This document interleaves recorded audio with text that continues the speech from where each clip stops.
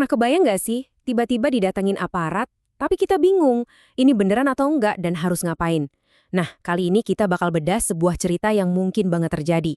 Dan yang paling penting, kita bakal kupas tuntas apa aja hak hukum kita kalau sampai ngalamin hal ini.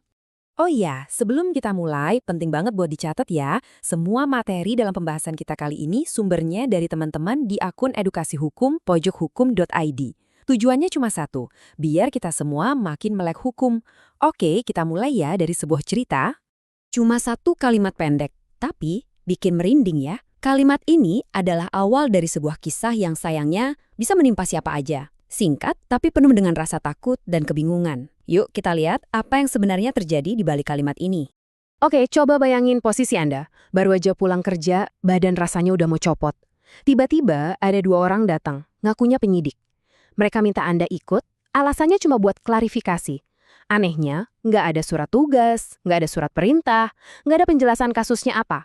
Cuma permintaan yang nadanya kayak perintah. Nah, disinilah ceritanya jadi makin gelap. Di dalam mobil, di perjalanan entah kemana, kata klarifikasi itu tiba-tiba hilang. Gantinya muncul tawaran buat mengatur perkara. Ujung-ujungnya disebutin sejumlah nominal uang. Detik itu juga dia langsung sadar, ini bukan proses hukum, ini pemerasan. Wah, ini pilihan yang susah banget kan? Ibarat buah si malakama. Kalau nolak, diancam bakal langsung ditahan. Tapi kalau nurut, itu artinya dia ikut terlibat dalam perbuatan yang jelas-jelas salah. Dan yang bikin miris, banyak banget orang di posisi kayak gini akhirnya milih diem. Bukan karena mereka salah, tapi karena mereka nggak tahu apa hak hukum mereka. Oke, kita stop dulu ceritanya. Sekarang kita lihat hukumnya bilang apa. Sebenarnya, penangkapan yang sah itu kayak gimana sih? Menurut Kitab Undang-Undang Hukum Acara Pidana kita, atau KUHP, khususnya di pasal 17, penangkapan itu nggak bisa asal-asalan. Harus ada dugaan keras seseorang melakukan kejahatan, dan dugaan itu harus didukung bukti permulaan yang cukup. Jadi nggak bisa cuma berdasarkan katanya-katanya atau asumsi doang. Terus prosedurnya gimana yang benar? Nah, pasal 18 KUHP itu jelas banget aturannya. Pertama, petugas itu wajib menunjukkan surat tugas mereka. Kedua, mereka juga wajib memberikan tembusan atau salinan surat perintah penangkapan ke orang yang ditangkap atau keluarganya. Kalau dua hal ini nggak ada, prosesnya itu cacat hukum. Sekarang kita balik lagi ke soal mengatur kasus pakai duit. Ini bukan lagi sekedar pelanggaran prosedur ya, ini udah beda level. Ini udah masuk ke ranah pidana korupsi.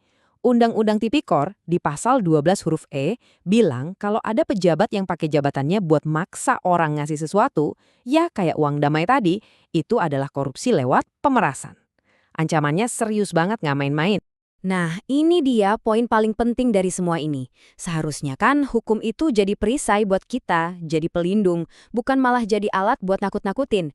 Cerita tadi itu bukti nyata gimana ketidaktahuan kita soal hukum bisa bikin kita jadi korban meskipun kita nggak salah apa-apa. Jadi, pelajaran apa yang bisa kita ambil? Kalau amit-amit ya, kita ada di posisi itu, ingat, diam itu bukan solusi. Justru, paham hukum itulah cara kita melindungi diri sendiri. Tapi ini ninggalin satu pertanyaan besar buat kita renungkan bareng. Kenapa ya praktek-praktek kayak gini tuh masih aja ada dan bikin orang takut buat lapor? Karena pada akhirnya, yang bisa jadi kekuatan terbesar kita adalah pengetahuan. Jadi, selalu ingat pesan ini, kalau ragu, cek hukumnya dulu.